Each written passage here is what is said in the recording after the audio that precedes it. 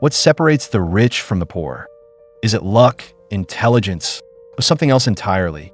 In his best-selling book, Rich Dad, Poor Dad, Robert Kiyosaki reveals the powerful mindset that makes the wealthy even richer while the poor and middle class struggle financially.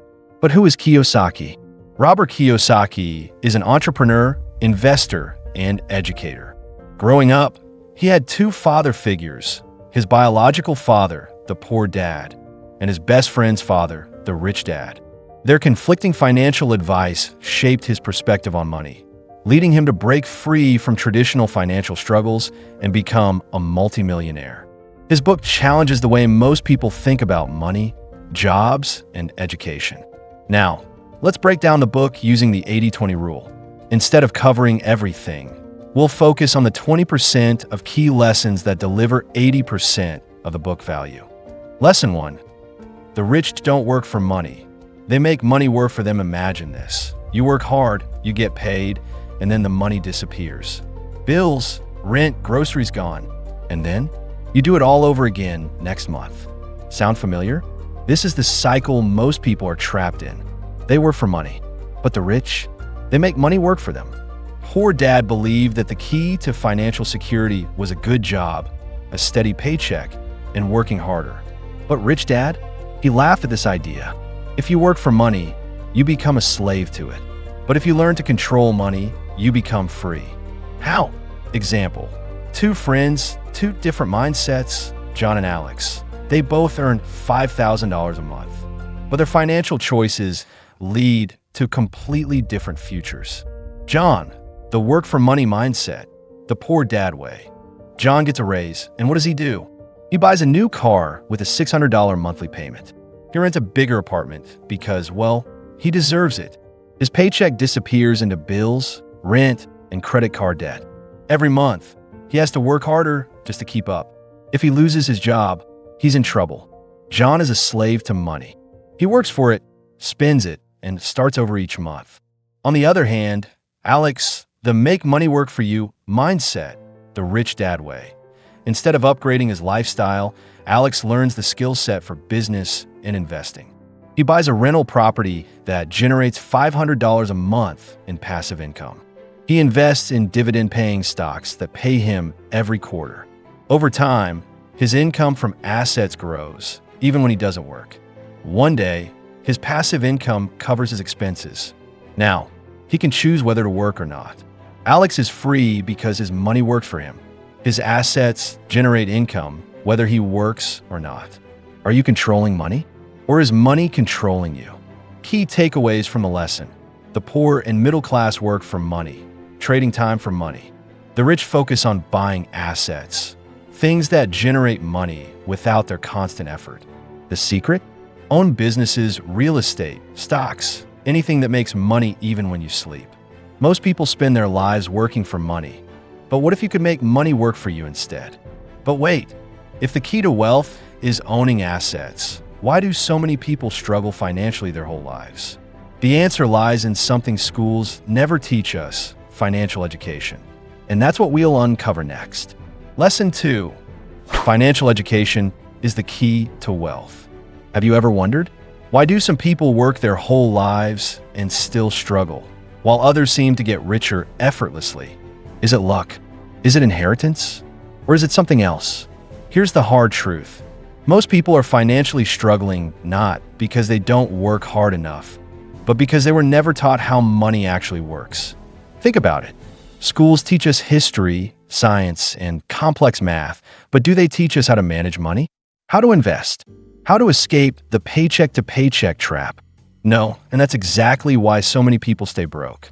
Example, two college graduates, two different paths meet Emily and Jake. Both graduate with $50,000 in student loans. Emily, no financial education. The poor dad way. She gets a job, spends most of her paycheck, and only makes minimum payments on her loans. A few years later, she buys a brand new car with a loan and upgrades to a bigger apartment. She lives for the weekends, but her debt keeps growing. Fast forward 10 years. Emily still has debt, no investments, and is stuck in the 9 to 5 cycle. Jake, financially educated, the rich dad way. Instead of upgrading his lifestyle, Jake lives below his means and invests his savings. He buys a rental property and invests in index funds.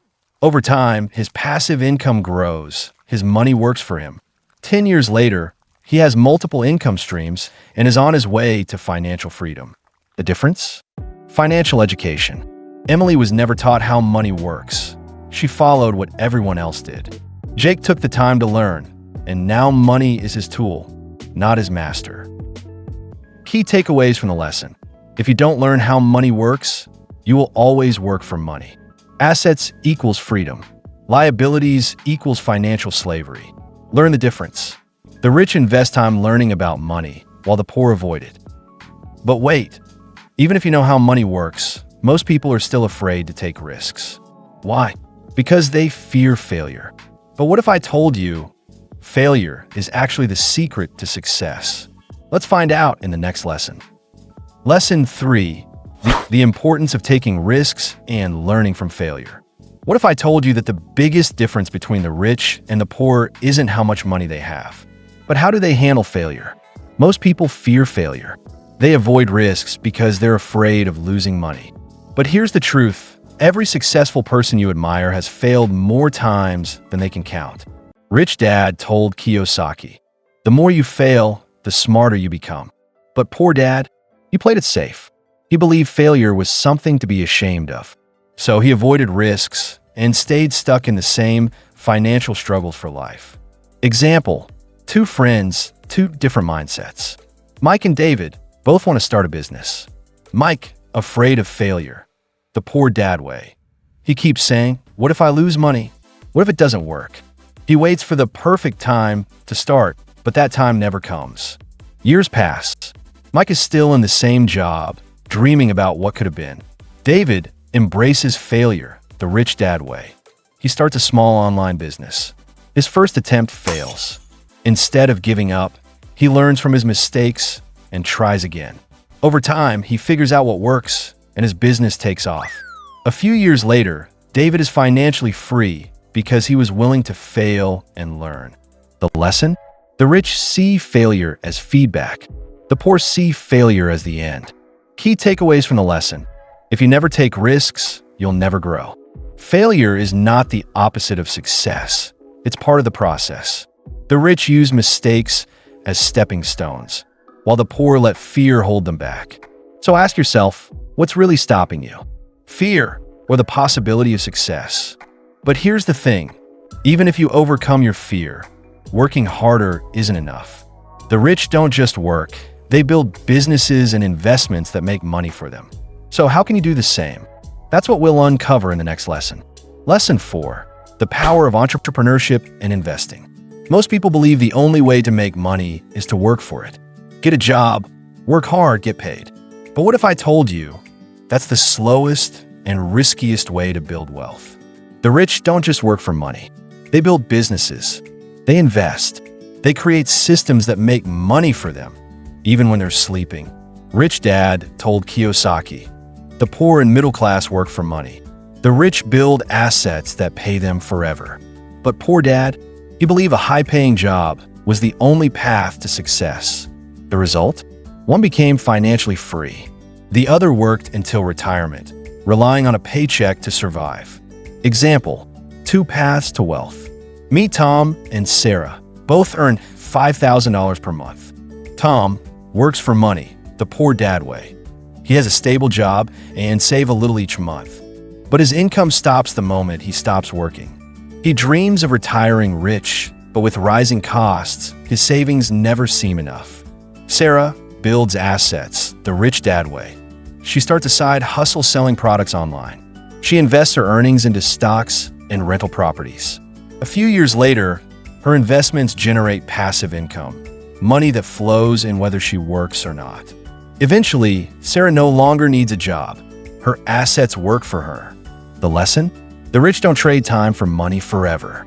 They use money to buy or build things that generate wealth automatically. Key takeaways from the lesson. If you only work for money, you'll always be stuck working. The rich build businesses and investments that pay them even when they stop working. Passive income equals financial freedom. So ask yourself, are you building income streams, or are you stuck in the cycle of working for every dollar? But here's the catch. Making money is one thing, but keeping it is another. The rich follow a simple but powerful strategy to grow their wealth. And it all starts with how they pay themselves first. Want to know how? Let's find out in the next lesson. Lesson 5. Pay yourself first. The secret to wealth growth. What if I told you, the way you handle your money right now is the reason you'll either stay broke or become wealthy? It's not about how much you earn, it's about what you do with it. Most people get paid, and what do they do first? They pay their bills, rent, loans, groceries, and if there's anything left, maybe they'll save a little. But here's the problem. There's never anything left. And that's why they stay stuck in the paycheck-to-paycheck cycle. Rich Dad had a different rule. Always pay yourself first. Before you pay anyone else, put money into your investments and savings. Why? Because if you don't, you'll never build wealth. Example, 2 approaches to money. Meet James and Robert. Both earn $4,000 per month. James pays everyone else first, the poor dad way. His paycheck comes in and he immediately pays his rent, car loan, and credit cards. By the time he's done, there's nothing left to save or invest. He tells himself, I'll start saving next month. But next month is the same story. Years go by, James is still stuck in the cycle. Robert pays himself first, the rich dad way.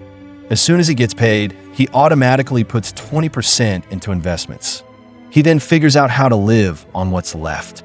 Over time, his investments grow and start generating passive income. A few years later, Robert is financially free, not because he made more money, but because he managed it differently. The lesson? Wealth isn't about earning more.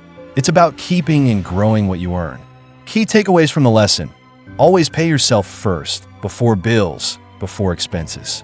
Automate your savings and investments so you don't rely on willpower.